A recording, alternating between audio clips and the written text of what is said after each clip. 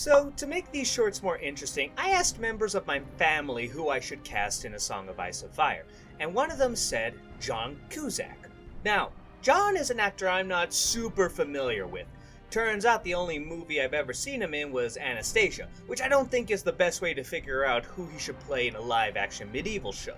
So I watched Dragon Blade to see him in a setting closer to that of a fantasy show, and it's a movie. Not a very good movie, but I enjoyed it at least. Anyways, it was a bit difficult for me to nail down what kind of character would fit him best. His most common work and most famous work is romantic comedies, and boy, how the hell do I take a character from a romantic comedy and try to stuff it into Game of Thrones, huh? If I use characters from more action-packed movies like Dragon Blade and Grosse Point Blank, he actually does scenes pretty well, and that expands some of his options.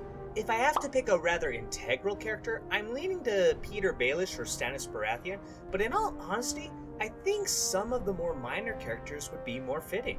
Beric Dondarrion and Qhorin Halfhand seem like decent choices. Actually, speaking of Qhorin, for some reason it makes me think most characters in the Night's Watch might be best.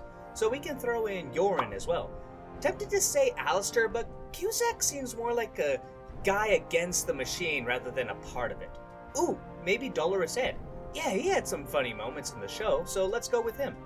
House of the Dragon's turn, and Christ, this is going to be even harder.